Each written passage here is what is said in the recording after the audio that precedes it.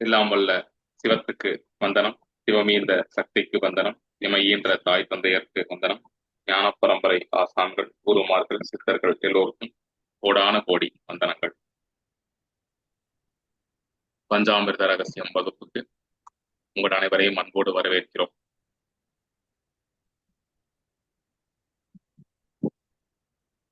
இந்த பஞ்சாமிர்தத்துல அப்படி என்ன ரகசியம் அடங்கி இருக்குது அப்படின்னு தெரிஞ்சுக்கணுன்ற அந்த ஆவலோடு வந்திருக்கிற உங்கள் அனைவருக்கும் முதற்கண்ணுடைய வணக்கங்கள் மற்றும் வாழ்த்துக்கள்.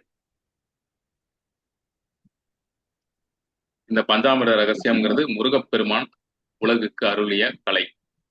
இது வெறுமன உணவை அமிர்தமாக்கும் கலை அப்படின்னாலும் அதாவது உணவை அழியாமல் பாதுகாக்கக்கூடிய பிரதான உணவாக இருக்கக்கூடிய கனிகள். மனிதனுக்கு அந்த காலத்துல பிரதான உணவாக இருந்தது கனிகள்.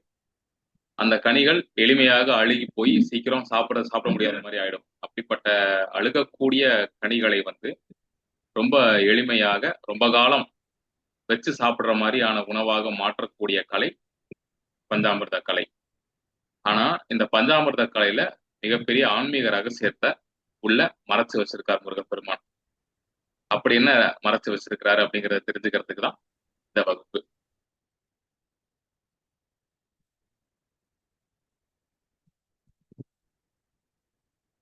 இந்த பஞ்சாமிர்தத்துல எப்போதுமே 5 பொருள் சேர்ப்போம். எதுக்கு 5? குறிப்பா ஏன் 5 அப்படின்னா அந்த 5ஓடைய சிறப்பு இயற்கையோட கூட்டமைப்பிலே இருக்குது. இந்த இயற்கையில மொத்தம் எத்தனை பூதங்கள் இருக்குது? 5 பூதங்கள் இருக்குது. இந்த உடம்புல 5 புலன்கள் இருக்குது. இந்த 5 புலன்களோட சேர்ந்து 5 ஞான இந்திரியங்கள், 5 கர்ம இந்திரியங்கள் இருக்குது இல்லையா? ஆக இந்த 5ஓடைய கூட்டமைப்பு எப்போதுமே இயற்கையிலேயே ஒரு வெற்றி கூட்டமைப்பாக இருக்கிறது. மருந்துகள்லயே பாத்தீங்கன்னா பஞ்சாங்கம் அப்படின்னு ஒரு வகை மருந்து இருக்கு. அந்த பஞ்சாங்கம்ங்கிற மருந்து ரொம்ப சிறப்பாக பார்க்கப்படக்கூடிய ஒரு மருந்து சித்த மருத்துவத்துல. ஆக எங்க போனாலும் மந்திரங்கள்ல பஞ்சாட்சரம் அந்த மாதிரி எங்க போனாலும் இந்த 5 ரொம்ப ரொம்ப சிறப்பு வாய்ந்ததாக இருக்கிறது இயற்கையிலேயே. அதனாலதான் பஞ்சாமிர்தம் இங்க பஞ்சாமிர்த கலையை கொடுக்குறாரு முருகப்பெருமான். சரிங்க.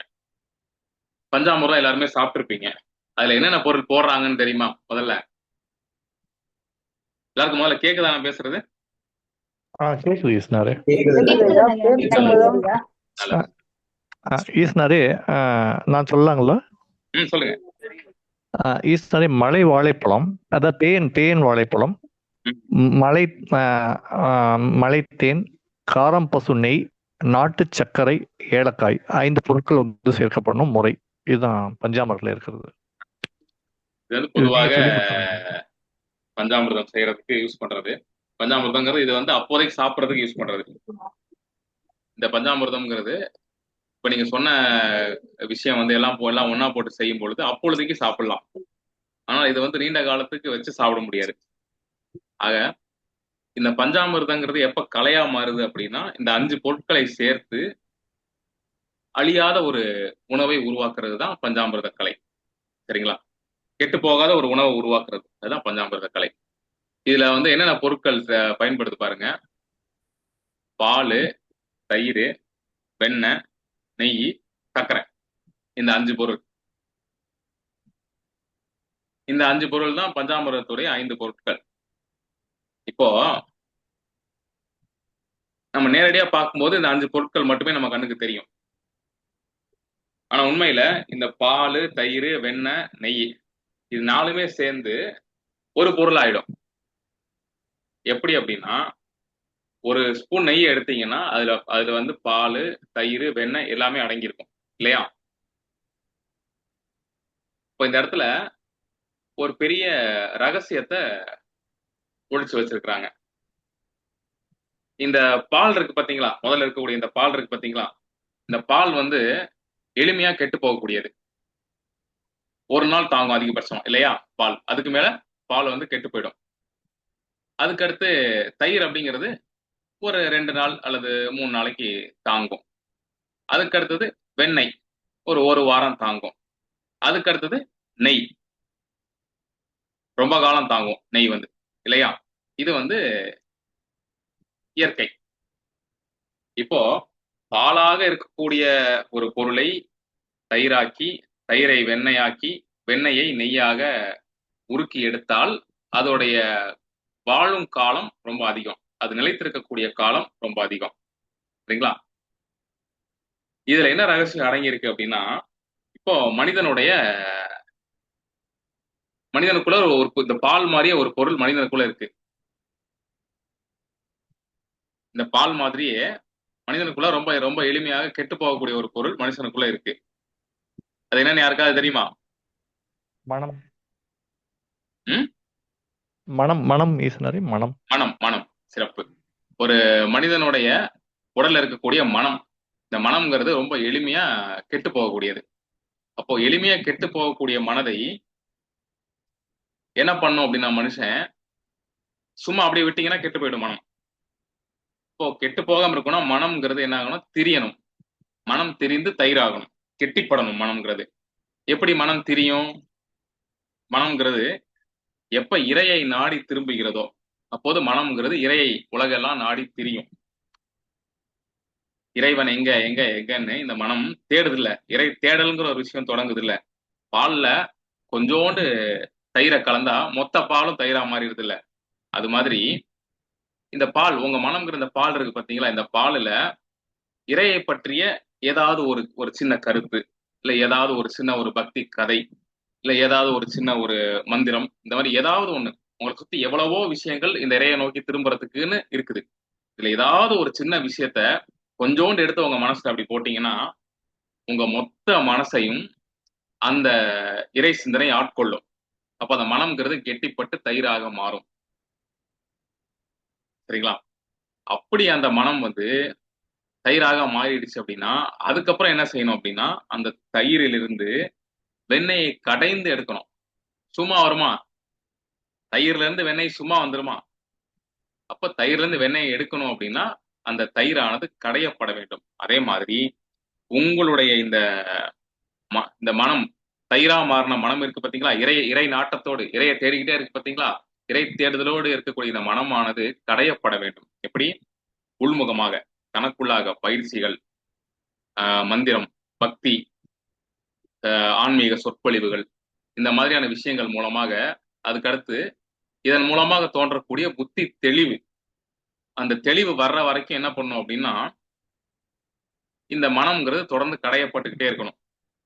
திரும்ப திரும்ப திரும்ப திரும்ப இது எது சரி, எது தப்பு, இது இப்படி இருக்குமா, இது அப்படி இருக்குமா, இதை ஏன் இப்படி சொல்லியிருக்காங்க, அதை ஏன் அப்படி சொல்லியிருக்காங்க, எதுக்காக நாம கோயிலுக்கு போறோம், எதுக்காக கோயில்ல கருவறைக்குள்ளார கடவுள் வச்சிருக்காங்க, ஏன் வெளியே வைக்கல, ஏன் சாமிக்கு விளக்கேத்துறோம், இந்த மாதிரியான அந்த ஆன்மீகம் சார்ந்த கேள்விகள் எல்லாம் உங்களுக்குள்ள அப்படி அப்படி அப்படி துருவி துருவி கடையிற மாதிரி உங்க மனதை கடையணும். இந்த கேள்விகள் எல்லாம் அப்படி கடையும் பொழுது அதற்கான பதில்கள் ஒண்ணு ஒண்ணா கிடைக்குது பாத்தீங்களா?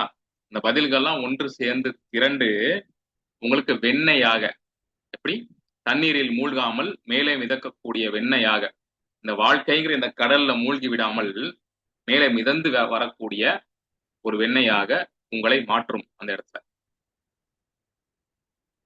வெண்ணெயுடைய தன்மை என்ன? அந்த தண்ணியில மிதக்கக்கூடியது.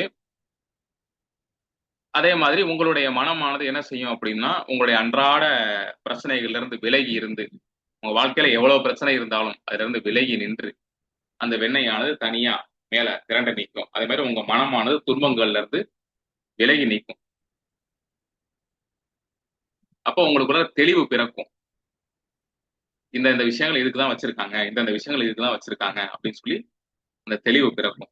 அந்த தெளிவு பிறந்த பிறகு இறையுடைய பிரம்மாண்டத்தை ஒரு முறை அப்படி உத்து பார்த்தீங்க அப்படின்னா இறைங்கிறது எப்படியெல்லாம் படைச்சிருக்குது இது அனைத்தையும்.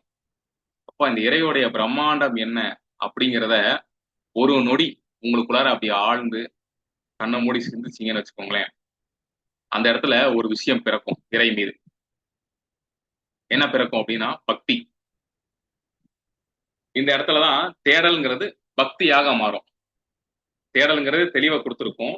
அந்த தெளிவு ஒரு திடமான பக்தியை கொடுக்கும்.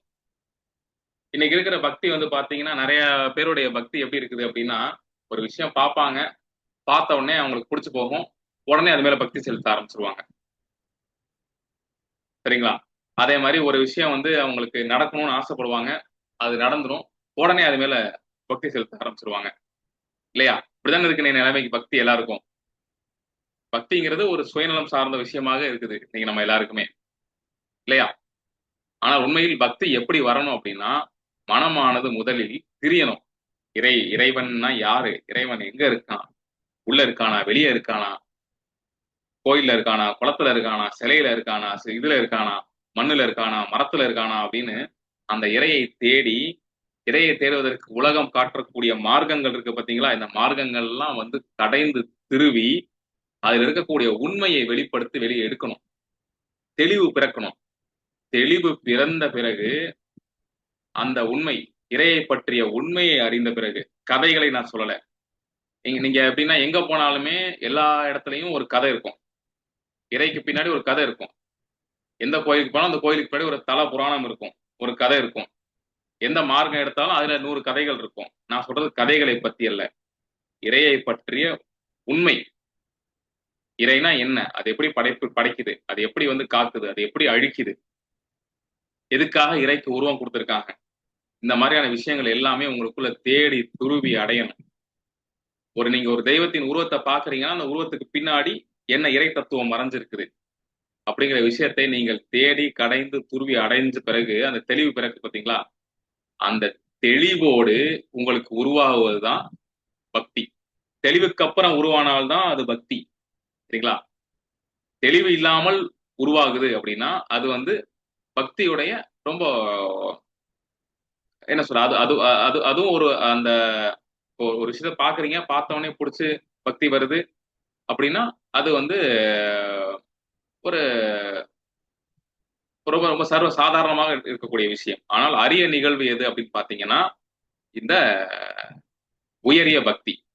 பக்தியில உயர்நிலை இப்படி வச்சுக்கலாம். அதாவது பக்தியில அடிப்படை பக்தி, உயர்நிலை பக்தி அப்படி வச்சுக்கலாம். அப்போ அடிப்படை பக்தி என்பது என்ன அப்படின்னா பார்த்த உடனே பிடிக்கிறது, பார்த்த உடனே வணங்குறது. ஆனா உயர்நிலை பக்திங்கிறது தெளிவான கண்ணோட்டத்தோடு, தெளிவான பார்வையோடு, தெளிவான புரிதலோடு உங்களுக்கு உருவாகக்கூடிய பக்தி. அப்படிப்பட்ட பக்தியானது என்ன பண்ணும் அப்படின்னா அந்த வெண்ணெயை என்னது தெளிவா காய்ச்சிருக்கக்கூடிய வெண்ணெயை உருக்க தொடங்கும்.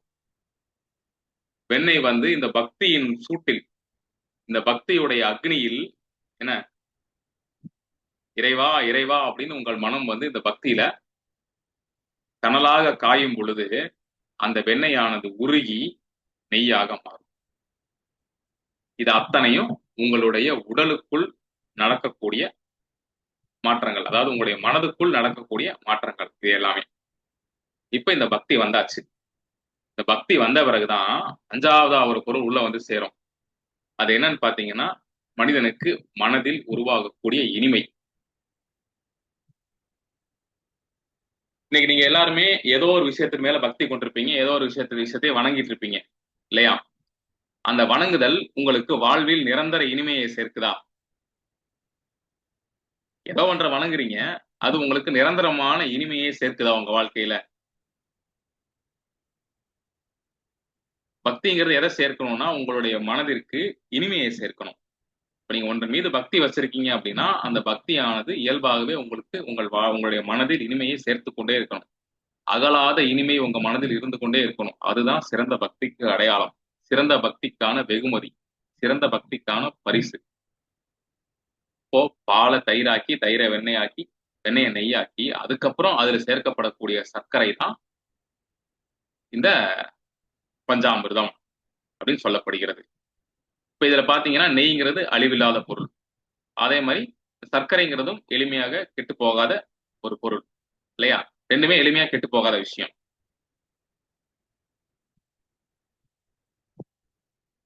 இப்போ இதுல வந்து வாழைப்பழம் மற்றும் தேன் பயன்படுத்துறோம் இல்லையா? எதுக்காக பயன்படுத்துறோம்? பஞ்சாமிர்தங்கிறத முன்னாடி அஞ்சு அஞ்சு பொருள் சொல்லிட்டேன். பால், தயிர், வெண்ணெய், நெய் அப்படின்னு தத்துவத்தோட சொல்லி அதுல சர்க்கரைங்கிற இனிமை சேருது. பக்தியோடு இனிமை சேரும் பொழுது பஞ்சாமிர்தம் ஆகிறதுன்னு சொல்றேன். ஓகே, இப்ப எதுக்காகப்ப அதுல வந்து வாழைப்பழம் தேன் எல்லாம் சேர்க்கிறோம் நம்ம அப்படின்ற கேள்வி வரணும்ல உங்களுக்கு. எதனால் வாழைப்பழம் சேர்க்கிறோம், எதனால் தேனை சேர்க்கிறோம் அப்படிங்கிற கேள்வி வரணுமா வேணாமா உங்களுக்கு? கண்டிப்பா வரும். இப்ப அந்த கேள்விக்கான பதில் உங்களுக்கு கிடைக்கும்.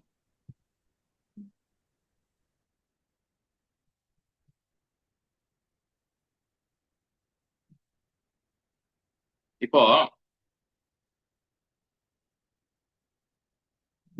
இந்த பால், தயிர், வெண்ணெய் மற்றும் நெய் இதெல்லாம் மனசுல உண்டாகக்கூடிய நிகழ்வுகள். சரிங்களா? அப்போ இந்த மனதில் உண்டாகக்கூடிய நிகழ்வுகளால மனமே பிரிந்து நெய்யாக மாறுகிறது. மனமே பக்தியாக மாறுகிறது. அப்ப பக்தியாக மாறிய மனம்ங்கிறது எல்லாம் சேர்ந்து ஒரு பொருளாக மாறிவிடுகிறது. இங்கதான் முருகப்பெருமான் பஞ்சாமிர்தத்தை வைத்து ஒரு வியூகத்தை வகுக்கிறார். என்ன வியூகம்? பொதுவா வியூகம்ங்கிறது எதுக்காக அமைப்போங்க? இப்ப மகாபாரதத்துல சக்கர வியூகம் பார்த்திருப்பீங்க. ஒரு போர்ல ஜெயிக்கிறதுக்காக சக்கர வியூகத்தை அமைச்சிருப்பாங்க. கருட வியூகம், இந்த மாதிரி நிறைய வியூகங்கள் அமைச்சிருப்பாங்க. ஆக வியூகம்ங்கிறது வெற்றியை நோக்கி உங்களை அழைத்து செல்லக்கூடியது. ஆக இந்த பஞ்சாமிர்த வியூகம் என்ன அப்படின்னா, உங்களை ஆன்மீகத்தில் ஆன்மாவை அடையக்கூடிய வியூகத்தில் வெற்றியை தரக்கூடியது இந்த பஞ்சாமிர்த வியூகம். இப்ப இதுல நெய்ங்கிறது ஒரு பொருள். இதுல பாலுங்கிறது தயிராகி, தயிருங்கிறது வெண்ணெயாகி, வெண்ணெய்ங்கிறது நெய்யா ஆகுறதுனால அந்த இடத்துல ஒரு பொருள் எல்லாம் சேர்ந்து ஒரு பொருளாக மாறுது. சரிங்களா? இதுல இந்த 4 பொருள்ல மறைமுகமா ஒரு பொருள் என்ன ஒளிஞ்சிருக்குன்னு பாத்தீங்கன்னா நெருப்பு. நெருப்பு இல்லாமல் வெண்ணெய் நெய்யாகாது இல்லையா? சரிதானே?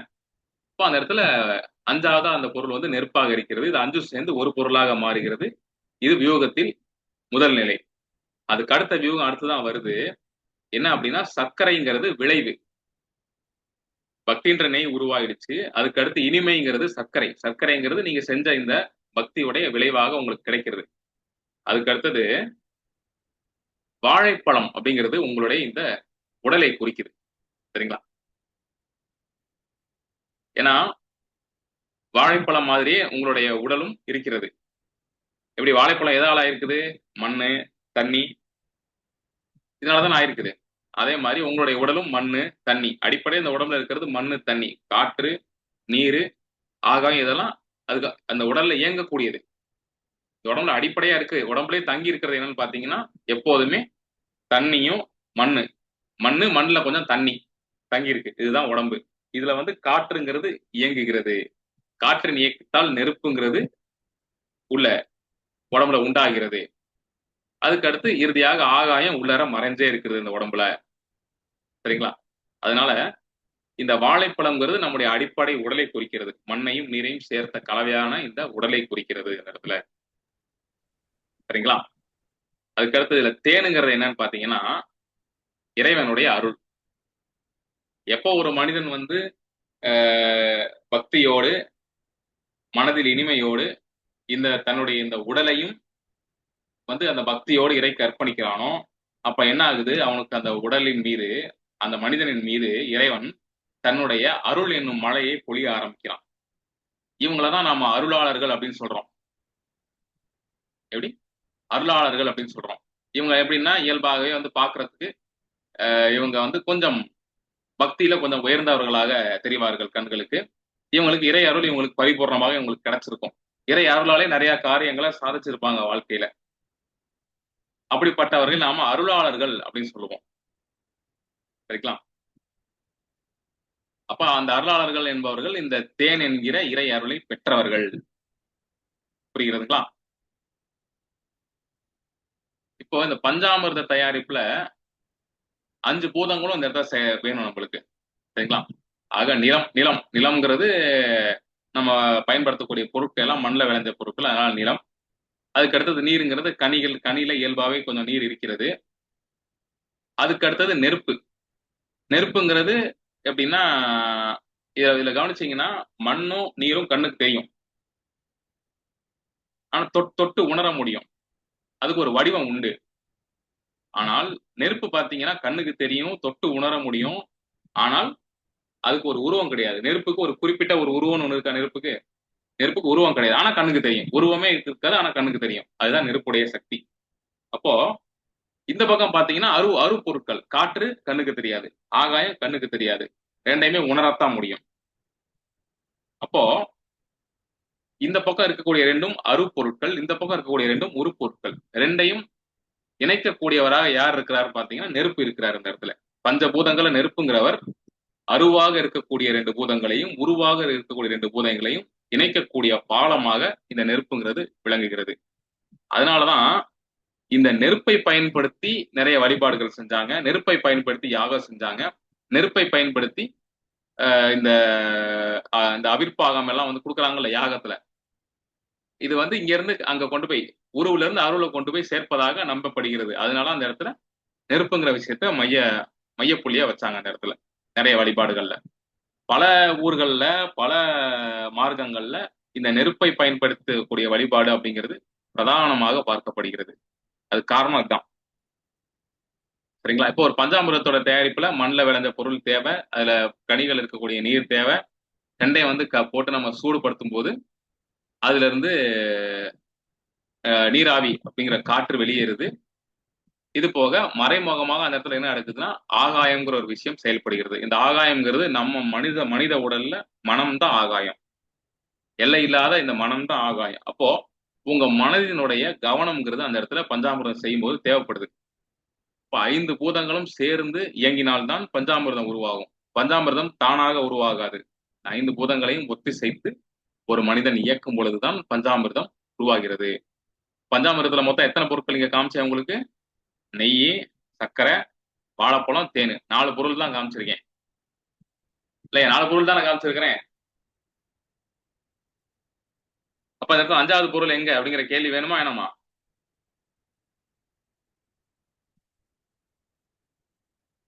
வரணும் தானே?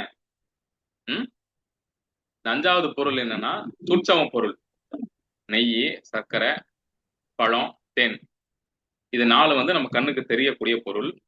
இது 5வதா இருக்க பொருள் என்ன அப்படின்னு பாத்தீங்கன்னா இறை. இறைங்கிறது எல்லாத்துக்குள்ளேயும் மறைந்தே இருக்கிறது, ஆனால் இருக்கிறது, அது வெளியே தெரியல. அதே மாதிரி இந்த பஞ்சாமிர்தத்துக்குள்ளார வந்து அதனுடைய கெடாம இருக்கக்கூடிய தன்மைங்கிறது அதுக்குள்ளேயே மறைந்திருக்கிறது. இப்ப நம்ம சர்க்கரையை போட்டுட்டோம், சர்க்கரையை போட்டு நம்ம வந்து பாகாக்கிட்டோம், இந்த பழங்களை போட்டு நல்லா நம்ம சூடுபடுத்தி சர்க்கரை பாகலை சேர்த்துட்டோம், அது நல்லா வந்து ஒரு பாகாக உருவாக்கிட்டோம்.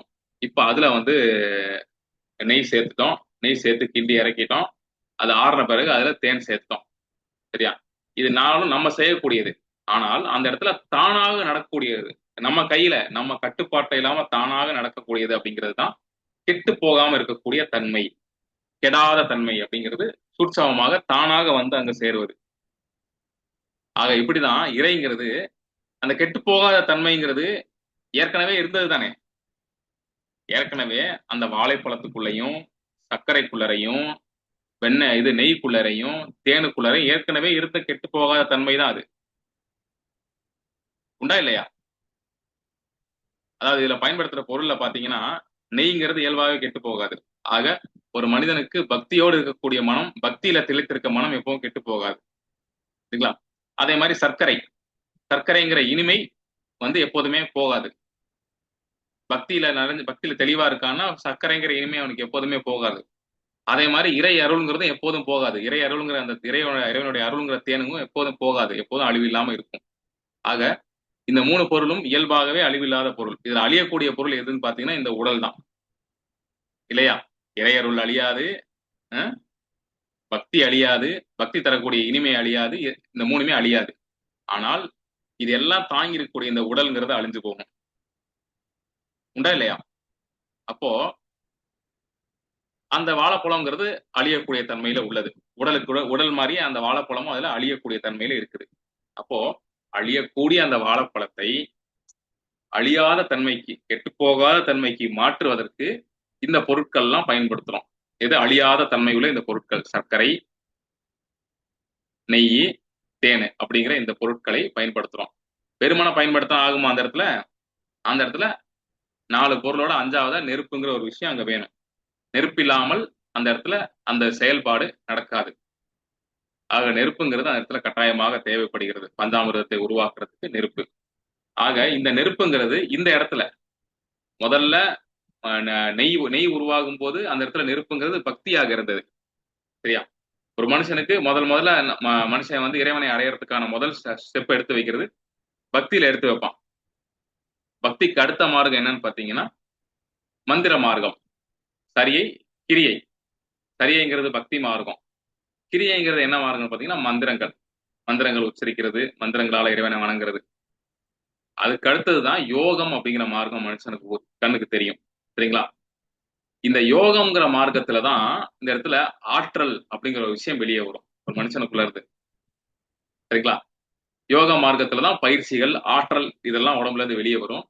இந்த யோகம்ங்கிறதே இணைப்பு, அதாவது இறைவனுடனான மனிதனுக்கு ஏற்படக்கூடிய இணைப்பு அப்படின்னு பொருளை தரக்கூடியது. இதெல்லாம் நம்ம ஏற்கனவே மற்ற மற்ற வகுப்புகள்ல பேசியிருக்கோம். பழைய பழைய அன்பர்களுக்கு தெரியும். இன்னைக்கு புதிதாக வந்த அன்பர்கள் நம்ம சபையில பயணிக்கும் போது தெரிஞ்சுக்குவீங்க. எப்படி வந்து ஆகாயம் யோகம்னா எப்படி யோகம் அப்படிங்கிறத தெரிஞ்சுக்குவீங்க. சரிங்களா? ஆக இந்த யோகம்ங்கிறது என்ன அப்படின்னு பாத்தீங்கன்னா நெருப்பாக உங்களுக்குள் செயல்படுகிறது. சரிங்களா? ஆக யோகம்ங்கிற நெருப்பு என்ன செய்கிறது? மண்ணும் நீருமாக இருக்கக்கூடிய இந்த வாழைப்பழத்தை எது கூட அழியாத தன்மையில் இருக்கக்கூடிய இந்த சர்க்கரை, நெய் இது கூட சேர்த்து வைக்குது. சரிங்களா? சர்க்கரை நெய் அழியாமல் இருக்கிறது.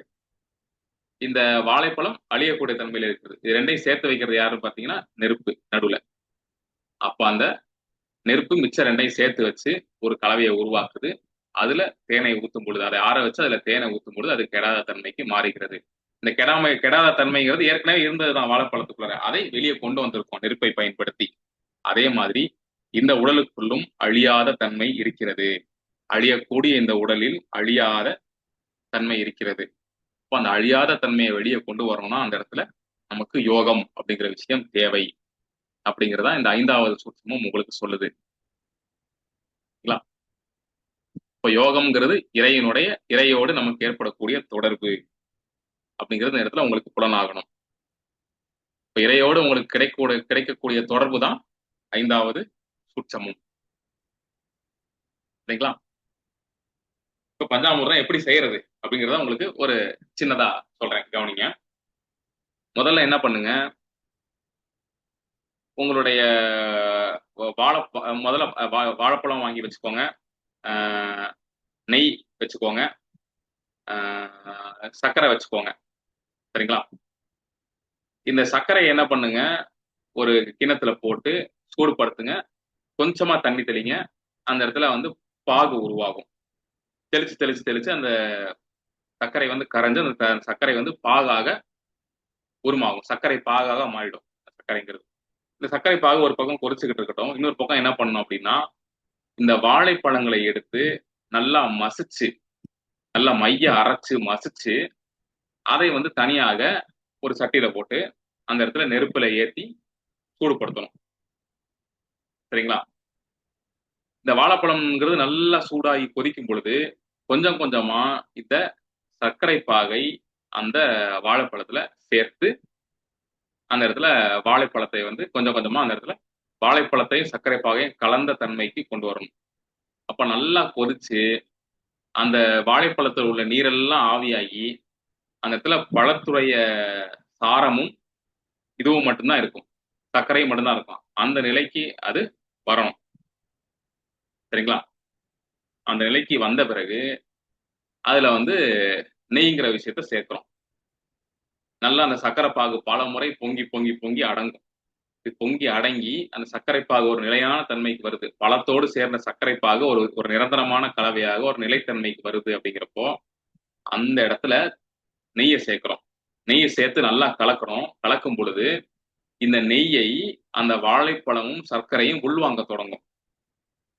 மெல்ல மெல்ல அந்த சர்க்கரை அந்த நெய்யெல்லாம் சர்க்கரையும் வாழைப்பழமும் அந்த நெய்யெல்லாம் உள்வாங்கி எல்லாம் சேர்ந்து ஒரு சிறந்த கலவையாக உருவாகிடும். தனித்தனியா நெய் தனியா இருக்காது, வாழைப்பழம் தனியா இருக்காது, சர்க்கரை பாகு தனியா இருக்காது. எல்லாம் சேர்ந்து ஒரு கலவையாக மாறுற வரைக்கும் அதை கிண்டி அதை வந்து பதப்படுத்தணும்.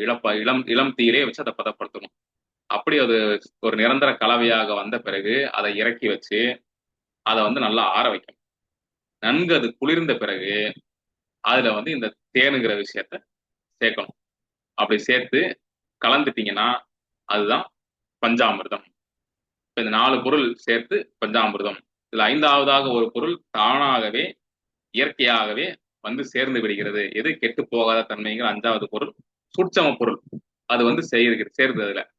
இந்த சூட்சம பொருளை உங்களுக்கு லேசா அப்படி காட்டுற விதமாக தான் அந்த இடத்துல கொஞ்சோண்டு அந்த வாசனைக்கான பொருள் ஏதாவது ஒன்று சேர்க்கிறோம். ஏலக்காயோ இல்ல பச்சை கற்பூரமோ அந்த இடத்துல சேர்க்கிறோம். ஏன்னா வாசனைங்கிறது சூட்சமத்துக்கு கொஞ்சம் கிட்டத்தட்ட நெருக்கமா இருக்கக்கூடிய விஷயம். மனித உடல்ல வாசனை உணர்வுங்கிறது சூட்சமத்துக்கு நெருக்கமா இருக்கக்கூடிய விஷயம்ங்கிறதுனால அந்த வாசனை பொருளை கொஞ்சோண்டு அதுல சேர்த்து அந்த இடத்துல மனம் மனம் கொடுக்குறோம் அந்த பஞ்சாமிர்தத்துக்கு. அவ்வளவுதானே தவிர மற்றபடி இதுதான் உண்மையான பஞ்சாமிர்தம். 4 பொருள் சேர்ந்து அதுல மறைபொருளாக கெடாத தன்மை, கெட்டு போகாத தன்மைங்கிறது வெளிப்படுறது தான் அந்த இடத்துல 5வது சூட்சமாகி அது பஞ்சாமிர்தமாக மாறுது. உண்மையில பஞ்சாமிர்தங்கிறது 4 பொருள். 4 பொருள் சேர்ந்து பஞ்சாமிர்தமாக மாறுகிறது. 4ஐ 5ஆக்கக்கூடிய கலை தான் பஞ்சாமிர்தம். 4லிருந்து 5ஐ வெளிக்கொணர்வது. அதே மாதிரி இந்த உடம்புல இருக்கக்கூடிய உங்க உடம்புல இருக்கக்கூடிய பக்தி, இனிமை, இறையருள் இது கூட உங்களுடைய உடலை சேர்த்து இந்த உடல்லே தங்கி இருக்கக்கூடிய அழியாத இறைத்தன்மையை வெளிக்கொண்டு வருவதுதான் இந்த இடத்துல பஞ்சாமிர்த யூகம். புரியுதுங்களா எல்லாருக்கும்? இதுதான் பஞ்சாமிர்தத்துல அடங்கியிருக்கக்கூடிய ஆன்மீக ரகசியம். எல்லாருக்கும் புரியுதா? யாருக்கா ஏதாவது சந்தேகம் இருக்குதா?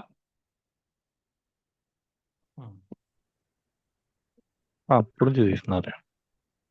ஈஸ்வரே, ம் இப்ப வாழைப்பழங்கிறது எந்த வாழைப்பழம் எடுத்துக்கலாம்? வாழைப்பழத்துல எது வேணா பயன்படுத்தலாம். நீர்த்தன்மை குறைவா இருக்கிற வாழைப்பழத்தை பயன்படுத்தினீங்கன்னா கெடாம இருக்கும். தேன் வாழை கூட பயன்படுத்தலாங்களா? ஆமா, மலை வாழை, தேன் வாழை, செவ்வாழை எல்லாம் பயன்படுத்தலாம். நம்ம போன முறை பயன்படுத்தின பஞ்சாமிர்தத்துக்கு வந்து மலை வாழை, தேன் வாழை, செவ்வாழை 3 சேர்த்து தான் பயன்படுத்தணும்.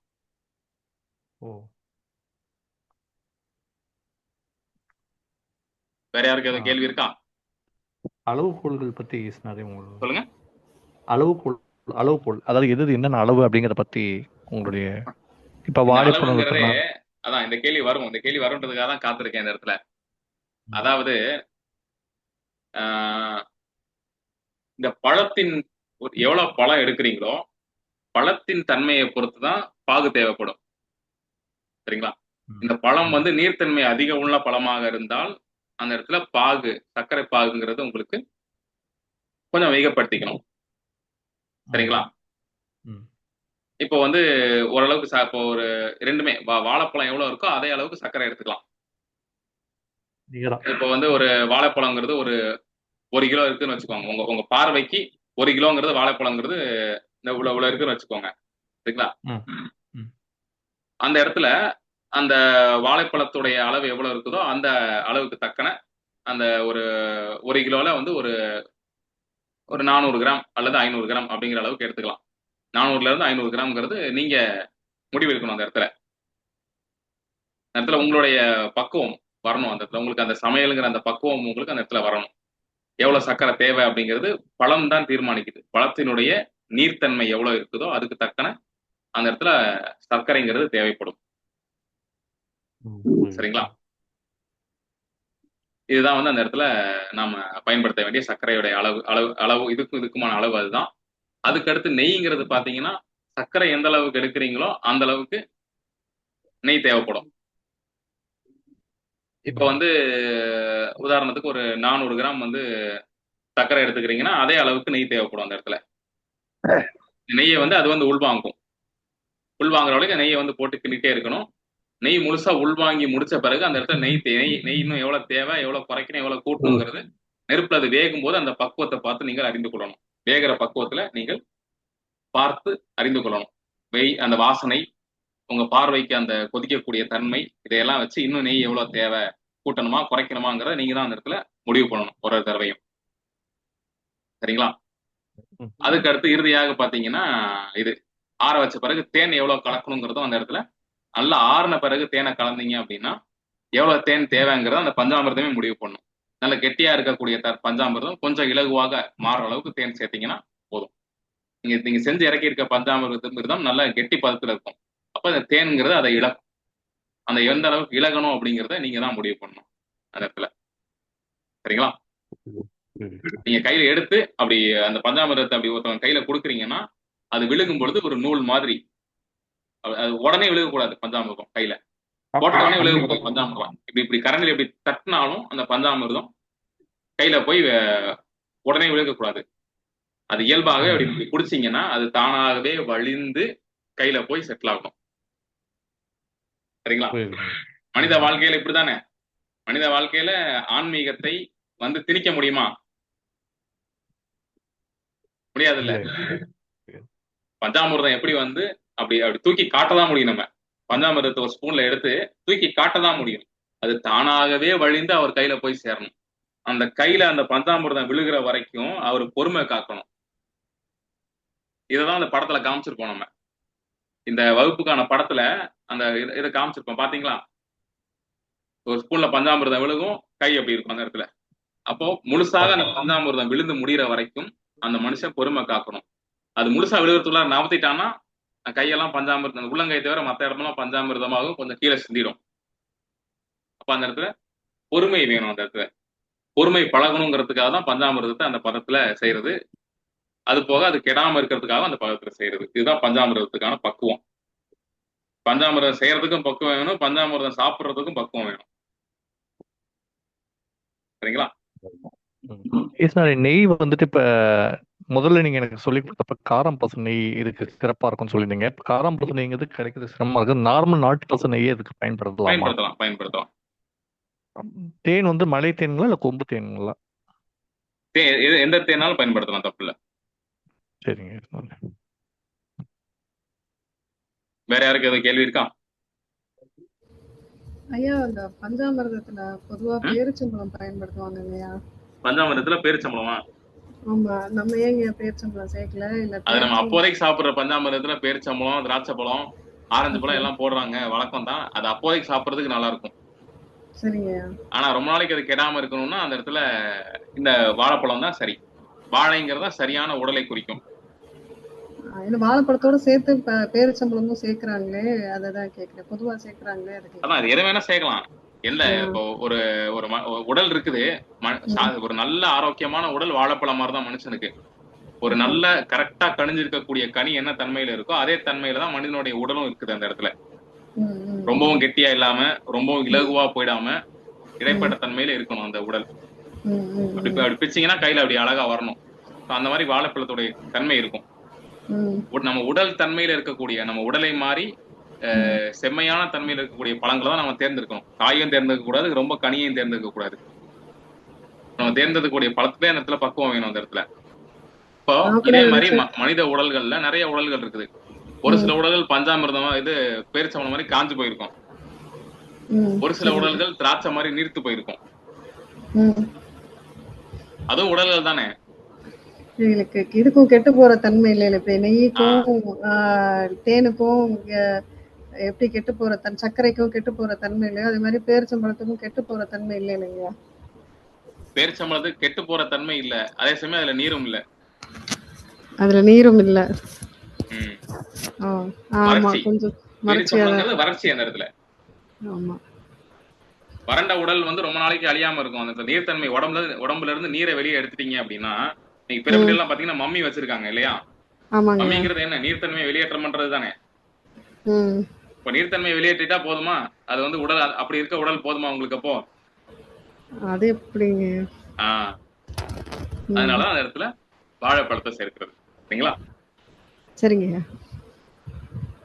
நல்லது. வேற யாருக்கு சந்தேகம் இருக்கா?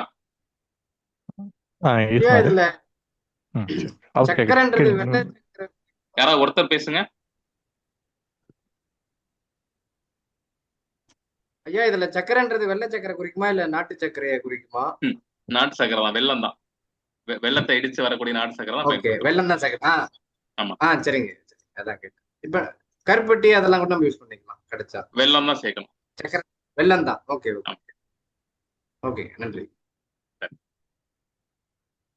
வேற சந்தேகம் இருக்கா?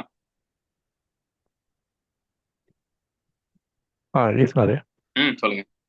இதனுடைய கால அளவு அது எத்தனை நாள் வரைக்கும் நீங்க சொன்னீங்க நம்ம காலத்துக்கு இது கெடாம இருக்கும் அப்படின்னு சொல்லிட்டு முன்ன நீங்க சொல்லி கொடுத்த பஞ்சாமிர்தம் வந்து எளிமையா வந்து அதோடைய லைஃப் டைமே ஒரு வாரம் தான் அப்படிங்கிற மாதிரி சொல்லியிருந்தீங்க. இதனுடைய லைஃப் டைம் இங்கே சார் எக்ஸ்பைரி வந்துட்டு நம்ம கடைசியா செஞ்ச பஞ்சாமிர்தம் வந்து இது வரைக்கும் 1 மாசம் தாங்கி இருக்குது.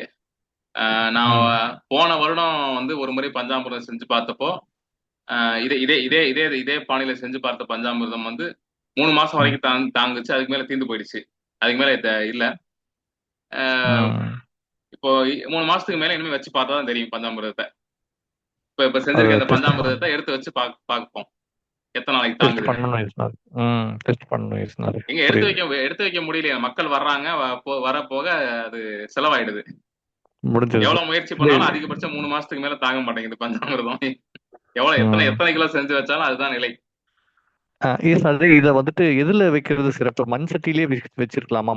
அது இப்போ யாருக்கா கொடுக்கணும்னா கண்ணாடி பாட்டில் போட்டு கொடுக்கணுமா? பிளாஸ்டிக் அவாய்ட் பண்ணணுமா? எப்படி இது கொடுக்கலாம்? நீங்கள் கொடுக்கும் முறை பயன்படுத்தக்கூடிய பாத்திரம் வந்து அதிகம் வந்து அந்த உணவோடு இது பண்ணாத பாத்திரமா இருக்கணும். மண் பாத்திரம் அந்த இடத்துல உணவுல ம். நீரை சேர்க்கக்கூடிய தன்மை உள்ளது.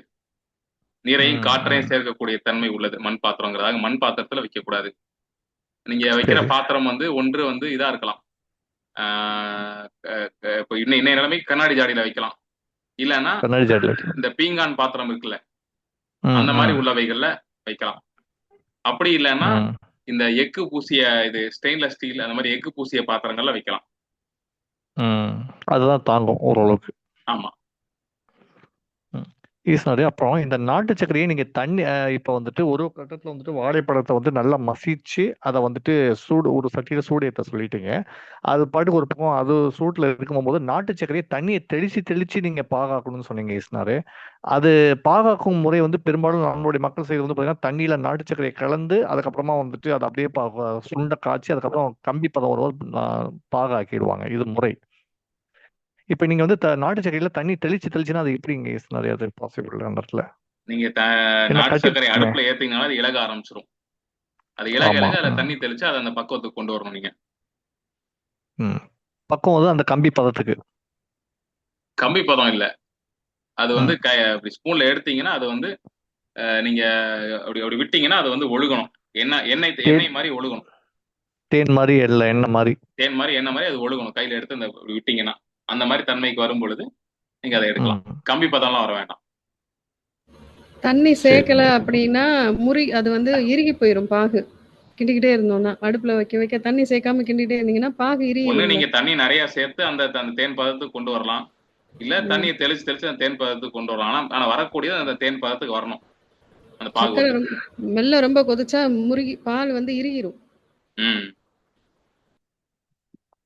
அடுத்த சிம் ஃப்ளேம்லயே வச்சு செய்யலாம் இல்லைங்களா? அங்க எப்போதுமே இளம் தீ தான். ஐயா, இப்போ கோவிலுக்கு போனா இப்ப சாதாரண பக்தி வருது. இப்போ அது நீங்க சொல்ற போல அந்த முழுமையான பக்தி எப்படி கொண்டு வருது? இப்பதான் வந்திருக்கீங்க. இப்பதான் சரியான கேள்வியோட வந்திருக்கிறீங்க. இந்த வகுப்புக்கான நோக்கமே இதுதான். இந்த கேள்விகள் வர்றது இந்த வகுப்புக்கான நோக்கமே. கோயிலுக்கு போனா வரக்கூடியது சாதாரண பக்தி, ரைட்? ஓகே. அதே கோவில்ல உட்காந்து கொஞ்ச நேரம் பாருங்களேன். கோயிலுக்கு போய் இப்படி கையெடுத்து கும்பிடுறீங்க. அப்போ வரக்கூடிய சாதாரண பக்தி, அடிப்படை பக்தி. ஓகே, ஒத்துக்கிறேன். அடுத்து அந்த கருவறை அப்படி உத்து பார்த்தீங்க அப்படின்னா கருவறை இருட்டா இருக்கும். அதுல அந்த திருமூர்த்தி மட்டும் பிரகாசமா வச்சிருப்பாங்க. ஏன் அப்படி வச்சிருக்காங்க அப்படின்னா அந்த இடத்துல யோசனை வரணும். நம்ம கும்பிடும் போது ஏன் இப்படி கையெடுத்து கும்பிடுறோம்? ஏன் வந்து நாம வந்து கை கூப்பி இப்படி வணங்குறோம்? இப்படி இப்படி இப்படி இப்படி வணங்கலாம், இல்ல சும்மா இப்படிலாம் கை வச்சு வணங்கலாம். ஏன் கை கூப்பி நெஞ்சுக்கிட்டையோ இங்க மேலையோ இல்ல நெத்திக்கு நேராவோ வச்சு இப்படி வணங்குறோம்? இதுக்கெல்லாம் பின்னாடி என்ன அர்த்தம் இருக்கு அப்படின்னு கேள்வி வரணும். அதே மாதிரி அந்த பிரகாரத்துக்கு வெளியே வந்து சுத்துனீங்கன்னா ஏன் வந்து வலப்புறமா சுத்துறோம், ஏன் இடப்புறமா சுத்தல? ஏன் வந்து திருநீர் கொடுக்குறாங்க, ஏன் திருநீர் பூசி குங்குமம் வைக்கிறோம்? திருநாமப்பட்டா வந்து ஏன் வெள்ளை வெள்ளை கலர்ல திருநாமம் போட்டு அதுக்கு நம்ம நடுவில் செம்மை நிறத்துல போடுறோம்? ஆக இந்த மாதிரியான கேள்விகள்லாம் உங்களுக்குள்ள இருந்து உருவாகணும். இந்த கேள்விகளுக்கான பதிலை நீங்கள் தேடி அலையணும். அப்ப இந்த பதிலை நீங்க தேடி அலையும் போது இந்த கேள்விகளுக்கெல்லாம் உங்கள் அறிவுக்கு பொருந்துவது மாதிரி சரியான பதிலை கொடுக்கறதுக்கு உங்களுக்கு குரு அப்படிங்கிற ஒருத்தர் தேவை அந்த இடத்துல. அப்ப அந்த இடத்துல குருங்கிறவரு இப்ப திருநீர் ஏன் வைக்கிறோம் அப்படின்னு சொன்னா எல்லாம் கடைசியில சாம்பலா போகுதுப்பா, அதனாலதான்ப்பா திருநீர் வைக்கிறோம். அதே மாதிரி குங்குமம் வந்து எதுக்கு வைக்கிறோம் அப்படின்னு கேட்டா குங்குமங்கிற சிவங்க இது திருநீருங்கிறது சிவம்பா, குங்குமங்கிறது சக்திப்பா அப்படின்னு சொல்றாரு அப்படின்னா அந்த இடத்துல உங்களுக்கு அது அந்த பதில் சரியா படுதுன்னு வச்சுக்கோங்களேன். திருநீர் எல்லாத்தையும் எரிச்சா எல்லாமே கடைசியில சாம்பலா தான் போகுது அப்படின்னு சொல்றாரு, அதனால திருநீர் பூசுறோம் அப்படின்னு சொல்றாருன்னு வச்சுக்கோங்க. அந்த இடத்துல அப்போ எல்லாத்தையுமே எரிக்கிற சாம்பல், அப்ப எதை எரிச்சாலும் வரக்கூடிய சாம்பல் எடுத்து நம்ம நெத்தியில பூசிக்கலாமா? அந்த கேள்வி வரணும் அடுத்து. அதே மாதிரி ஏன் சாம்பல் எடுத்து நெத்தியில பூசணும்? சாம்பல் எடுத்து வேற எங்கேயாவது பூசிக்கலாமே, ஏன் பிரதானமா நெத்தியில பூசுறோம்? விபூதிக்கு மத்தியில, திருநீருக்கு மத்தியில ஏன் குங்குமத்தை வைக்கிறோம் அப்படின்னு அடுத்த கேள்வி நீங்க இடத்துல கேட்கணும். அந்த கேள்விக்கு அவர் பதில் சொல்லணும். சரிங்களா? அப்ப அந்த கேள்விக்கு சரியான பதில யார் சொல்றாரோ அவர் தான் உங்களுக்கான வழிகாட்டி, அவர் தான் உங்களுக்கான குரு. சரிங்களா? அப்போ அந்த இடத்துல அந்த குரு உங்களுக்கு ஒரு தெளிவை கொடுக்குறாரு பாத்தீங்களா, இதுதான்ப்பா இறை அப்படின்னு. ஏன் திருநீர் எதுக்காக கொடுக்குறோம், குங்குமம் எதுக்கு வைக்கிறோம், எதுக்காக இதெல்லாம் செய்யறோம், கோயில்ல நீங்க எந்த கேள்வி கேட்டாலும் சரி, நீங்க பக்தி மார்க்கத்துல இறையை வழங்கக்கூடிய நீங்க எந்த மார்க்கம், நீங்க எந்த எந்த தெய்வத்தை வேணா கும்பிடுங்க, எந்த மார்க்கத்தினரா வேணா இருங்க, எந்த மார்க்கத்துல நீங்க வந்திருந்தாலும் நீங்க இந்த மார்க்கத்துல இந்த இந்த வழக்கம் இருக்குது, இதுக்கு என்ன காரணம்னு கேட்டா அதுக்கான சரியான மெய்ஞான விளக்கத்தை உங்களுக்கு யார் கொடுக்குறாங்களோ அவங்க தான் என்னது உங்களுடைய அந்த தயிர்ங்கிற அந்த மனதை வெண்ணையாக மாற்றக்கூடிய தன்மை கொண்டவர். அப்போ அந்த ஒரு குருவை நாடும் பொழுதுதான் அந்த இடத்துல பக்திங்கிறது உயர்நிலை அடையுது. அந்த இடத்துல தேடல்ங்கிறது உயர்நிலை அடையுது, அதுக்கப்புறம் பக்திங்கிறது உருவாகுது. தேடலுக்கான தெளிவை குரு கொடுத்த பிறகு சீடன் கிட்ட உருவாகுது பாத்தீங்களா இறை மேல, அதுதான் தெளிவான பக்தி. இந்த இடத்துலதான் குரு சீடன்கிற அந்த உறவே உருவாகுது.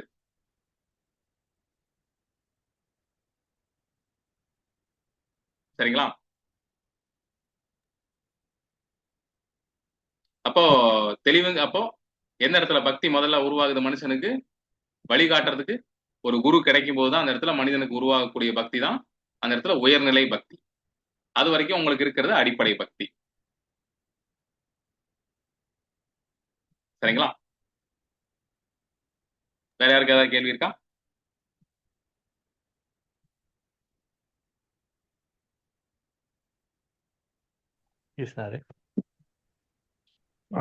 கேக்குதுங்களா? சொல்லுங்க. இப்ப இந்த பஞ்சாமிர்தத்தை வந்துட்டு இது சார்ந்த பலன்கள் என்ன, இதை வந்துட்டு நம்ம எப்படி வந்துட்டு குழந்தைங்கள இருந்து பெரியவங்களுக்கு கொடுக்கறது வந்து எந்த மாதிரி இடத்துலலாம் இதை கொடுக்கறது இன்னும் சிறப்பா இருக்கும்? பிரசாதமா கொடுக்கறதுக்கு ஒரு விஷயம் இருக்குது, ஆனா முறைப்படி பார்த்தா நீங்க சொல்லியிருக்கிறது வந்துட்டு அந்த பலன் வந்து ஆன்மீக பலன் எப்படி சொல்லிட்டேன். சொல்றேன் சார், இப்ப நோய் இப்ப நீங்க உடல் சார்ந்த பலன் கேக்குறீங்க. ஈசாரி இப்ப எப்படி?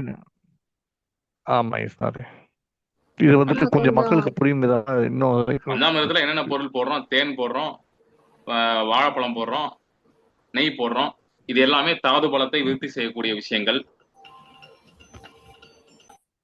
அப்போ உடல்ல தாது பலம் பெருகும், இயல்பாக உடம்புல தாது பலம் பெருக ஆரம்பிக்கும். இந்த இடத்துல அதுக்கு அடுத்தபடியாக தாது பலம் பெருகுனா உடம்புல நோய் எதிர்ப்பு சக்தி உருவாகும், நோய் எதிர்ப்பு சக்தி உருவாகும், 5 பூதங்கள் உடம்புல சமநிலை பெறும். ஏன்னா சுவைங்கிற விஷயம்ங்கிறது நாக்கில் வந்து உங்களுக்கு சமநிலையை ஏற்படுத்தும்.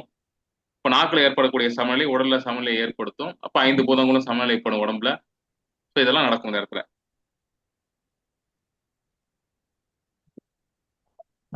இப்ப போகர் ஐயா வந்துட்டு நவபாஷத்துல சிலையை செஞ்சாரு, தண்டாயுதபாணி செஞ்சாரு. இப்ப தண்டாயுதபாணியை வந்துட்டு அந்த இடத்துல வந்துட்டு அதனுடைய சாரத்தை நம்ம உள்வாங்கணும், நோய் தீர்க்கும் அளவுக்கு அதுக்கான விஷயத்த கொடுக்கணும்னா பஞ்சாமிர்தத்துல தான் அபிஷேகம் பண்ண சொல்லியிருந்தார். பஞ்சாமிரத்துல அபிஷேகம் பண்ணி அந்த சாரத்துல இருந்து எடுத்துட்டு வந்துட்டு அதை மக்களுக்கு கொடுத்தா நோய் தீரும்னு சொல்லியிருக்காரு. அப்படி பார்க்கும்போது இங்க சாரே இப்ப நவபாஷாணத்துக்குன்னு செய்யக்கூடிய பஞ்சாமிர்தம் அப்படிங்கிறது அந்த முறை வேற, இப்ப நீங்க சொல்லி கொடுத்ததுங்கிறது எதுக்காவது டிஃபரன்ஸ் இருக்குதுங்களா, இல்ல என்ன கான்செப்ட்? பஞ்சாமிர்தங்கிறது இதுதான். இந்த பஞ்சாமிர்தத்தை நீங்க வந்து இப்போ நானே ஒரு சிலை செஞ்சு வச்சிருக்கிறேன். அந்த சிலைங்கிறது மூலிகை பொருட்கால செஞ்சு வச்சிருக்கேன். அப்போ அந்த சிலையை வந்து நீங்க அந்த சிலைக்கு இந்த பஞ்சாமிர்தத்தை நீங்க சிலை மேல ஊத்துறீங்க அப்படின்னா இது பஞ்சாமிர்தம் அந்த சிலையில பட்டு வழிஞ்சு வரும். அப்ப அந்த ம். சிலையுடைய சாரத்தை அந்த பஞ்சாமிர்தம் உள்ள வாங்கிக்கும். அப்ப அதை எடுத்து நாம சாப்பிடும் பொழுது அந்த தன்மை நமக்கு நம்ம உடல்ல சேரும். இது மருந்தை வந்து வழங்கக்கூடிய ஒரு முறை. மருந்தை ம். உடலுக்கு வழங்கக்கூடிய முறைகள்ல இதுவும் ஒண்ணு. சிறப்பு. இது வந்து பஞ்சாமிர்தத்தை பிரயோகிக்கிறோம் அந்த இடத்துல நம்ம. தேவிக்கிறோம். ஐயா, இப்போ இந்த உடல் ஐயா அழியக்கூடியது என்றால் ஆஹ், இந்த உடல் மீது பற்று இருக்கக்கூடாது என்றால், ஆனா அந்த உடலை வைத்து தானே ஐயா எல்லாமே செய்யணும். ஆமா, அப்ப உடலை அந்த வைத்து தான் உடல் எல்லாம் தேவை செய்யறோம். தானே ஐயா? அதனாலதான் உடலை அந்த இடத்துல சேர்த்துக்கணும் பஞ்சாமிர்தத்துல. இல்லைன்னா இப்ப வாழைப்பழத்தை தூக்கி போட்டுடலாம்ல. உடலும் அவசியம் தான் அந்த இடத்துல. அதனாலதான் வாழைப்பழத்தை சேர்த்துக்கணும் பஞ்சாமிர்தத்துல. திருமூலர் ஆமாங்க ஐயா. சொல்றாரு என்னன்னா, உடம்பை முன்னம் இழுக்கென்று இருந்தேன். இந்த உடம்பை என்னன்னா, உடம்பு முன்னாடி வந்து இழுக்குன்னு நினைச்சுக்கிட்டு இருந்தாராம் ஆரம்பத்துல. இந்த உடம்பு மேல கொண்ட பற்றாலதான் எனக்கு எல்லா துன்பமும் வருது, இந்த உடம்பே தப்புப்பா அப்படின்ட்டு இருந்தாராம். ஆனா உடம்பின் உள்ளே உத்தமன் கோயில் கொண்டான் என்று அறிந்து கொண்டேன். இந்த உடம்புக்குள்ளார இறைவன் வந்து இருக்கானா இந்த உடம்புக்குள்ளார. அப்போ இதை அறிஞ்சுக்கிட்டாராம் அவரு. அப்போ இந்த உடல்ல இருக்கக்கூடிய இறைவனை நான் அடைவதற்காக இந்த உடலை யான் இருந்து ஓம்புகின்றேனே, இந்த உடலை நான் வந்து பேணி பாதுகாத்து வச்சிருக்கேன். இப்போ எதுக்காக அப்படின்னா, இந்த உடலுக்குள்ள இருக்கக்கூடிய இறையை நான் அடைவேன், இறைத்தன்மையை நான் அடைவேன். அப்ப இந்த இறைத்தன்மை எனக்குள்ள இருந்து வெளிப்படும் வரைக்கும் இந்த உடல்ங்கிறது எனக்கு தேவை அப்படின்னு சொல்லி அந்த இடத்துல சொல்றாரு. இப்போ உடல்ங்கிறது நிச்சயமாக தேவைதான். சரிங்களா? பற்றுதான் தேவையில்லை, உடல் தேவை. ஐயா வணக்கங்க ஐயா. அதாவது வணக்கம். சொல்லுங்க. ஐயா ஐயா இப்ப பஞ்சாமிர்தத்தை வந்து குறிப்பிட்ட நாட்கள்ல எடுக்கலாமா இல்ல செஞ்சு வச்சுக்கிறோம் இப்ப டெய்லி கூட சாப்பிட்டுக்கலாமா இல்ல எப்படிங்க ஐயா? உங்களுடைய விருப்பம் தான். அந்த சரிங்க இடத்துல வந்து நீங்க தினசரி நீங்க வந்து பஞ்சாமிர்தம் சாப்பிட்டாலும் சரி, இல்ல ஒரு வாரத்துக்கு ஒரு தடவை சாப்பிட்டாலும் சரி, உங்களுடைய விருப்பம் தான் அந்த இடத்துல. சரிங்க, நன்றிங்க. வேற யாருக்கு அது கேள்வி இருக்கா? சார் ஏங்க சார் கருவறையில சொல்லுங்க. உள்ள இருக்க கருவறையில நீங்க சொன்ன மாதிரி ஏன் அது பிரகாசமா வச்சிருக்காங்க? சிலை கருவறை கருவறை பிரகாசமா குருவா வச்சிருக்காங்க. கேட்கணும்னு சொன்னீங்கல்ல, இப்ப நீங்க குருவா எங்களுக்கு சொல்லி ஆஹ் அப்பதான் சிறப்பு. நாங்க பாக்குற விதமே மாறும் இனிமேட்டு. நிச்சயமா நிச்சயமா. அந்த குருவா நீங்க இருக்கிற பட்சத்துல என்ன பண்ணணும் அப்படின்னா, இந்த கருவறையுடைய ரகசியம் வந்து உங்களுக்கு மனோமயம் அப்படிங்கிற ஒரு வகுப்பு. நீங்க மனோமயம் வகுப்பு அட்டன் பண்ணீங்களா? சார் அதை அட்டன் பண்ண முடியல. அதை வந்து செய்யுங்க. அந்த அந்த குரூப்ல இருக்கீங்களா? இருக்கு அந்த குரூப்ல சார், இருக்கீங்கன்னா எனக்கு மெசேஜ் கண்டிப்பாக அந்த வந்திருக்கு. காணொலிகளுடைய பதிவெல்லாம் போட்டிருப்பாங்க. 9 வகுப்புடைய பதிவும் போட்டிருப்பாங்க. ஒவ்வொன்றா எடுத்து பாருங்க. அதுல முதல் வகுப்பு வந்து மனோவசம் அப்படிங்கிற வகுப்பு இருக்கும். அதுல இந்த கருவறை பத்திய ரகசியத்தை சொல்லியிருப்போம். அப்புறம் இப்ப பஞ்சாமிர்தம் நீங்க சொல்றீங்கல்ல இந்த முறையில செய்யணும்னு, இப்ப கோவில்ல ஆன் த ஸ்பாட் தானே சார் அதை உடனே கொடுக்குறாங்கல்ல நமக்கு? கோயில்ல பஞ்சாமிர்தம் அப்பங்க செய்யறாங்களா? அப்பவே செஞ்சு கொடுக்குறாங்கல்ல, நிறைய இடத்துல நான் பார்த்திருக்கேன். அப்பவே செஞ்சு கொடுக்கறது, அப்பவே சாப்பிடுறதுக்கானது. சரிங்களா? உண்மையிலே பஞ்சாமிர்தத்துடைய செய்முறை இதுதான்.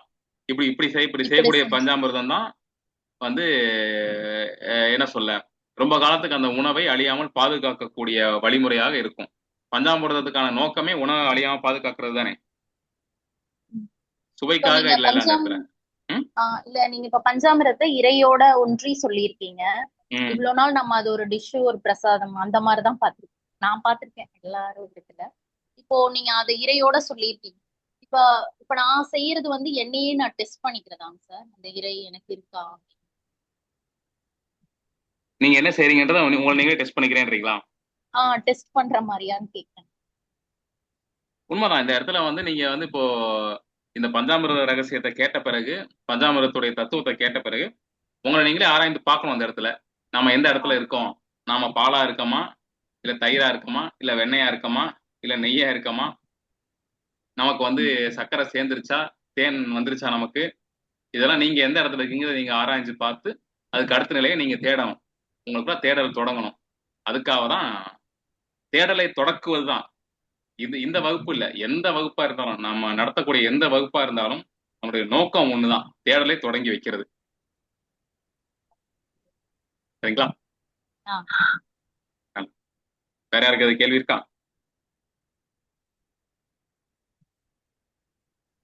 சரிங்க, நல்லது. ஐயா வணக்கம். வணக்கம், சொல்லுங்க.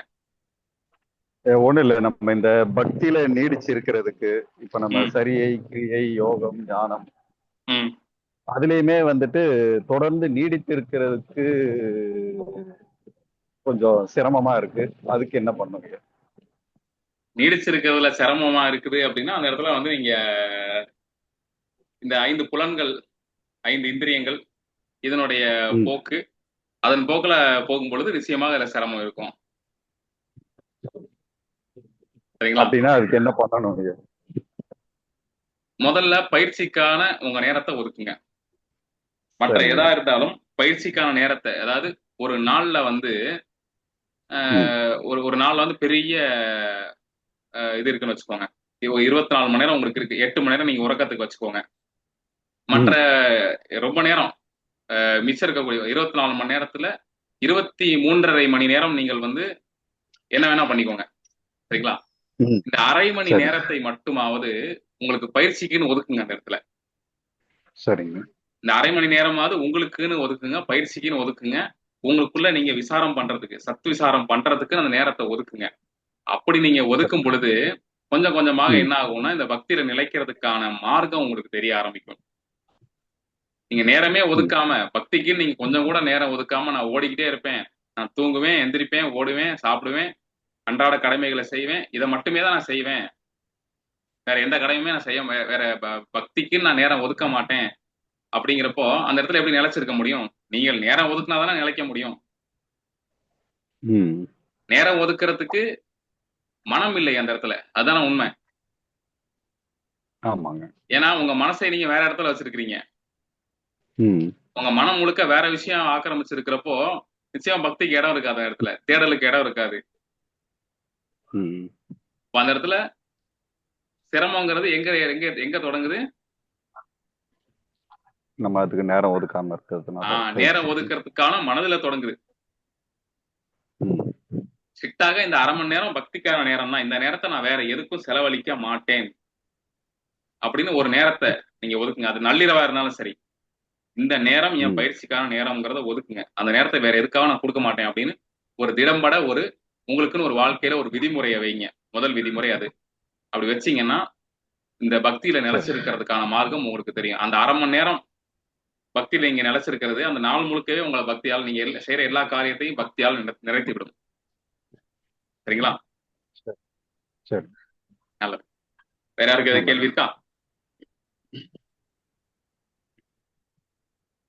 சரி, நல்லது. இந்த வகுப்பை வந்து இந்த வகுப்பில் கலந்து கொண்ட உங்கள் அனைவருக்கும் மனமார்ந்த நன்றிகள். முருகப்பெருமானுடைய அருள் உங்கள் அனைவருக்கும் உண்டாகுக. உங்க வாழ்வில் நீங்கள் எல்லா வகையான செல்வங்களும், கீர்த்தியும், புகழும் பெற்று இன்புற்று வாழணும் அப்படின்னு எல்லாம் வல்ல இறையையும் ஆதி குருநாதர் ஆதி சித்தர் முருகப்பெருமானையும் வேண்டி இந்த வகுப்பை நிறைவு செய்து கொள்கிறோம். எல்லாம் வல்ல சிவத்துக்கு நன்றி, சிவம் ஈந்த சக்திக்கு நன்றி, எம்மை ஈன்ற தாய் தந்தையருக்கு நன்றி, ஞான பரம்பரை ஆசான்கள், குருமார்கள், சித்தர்கள் எல்லோருக்கும் கொடான கோடி நன்றிகள்.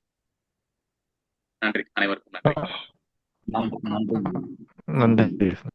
நன்றிங்க நன்றிங்க. நன்றிங்க ஐயா. நன்றிங்க. மிக்க நன்றி ஐயா. நன்றி, நன்றி.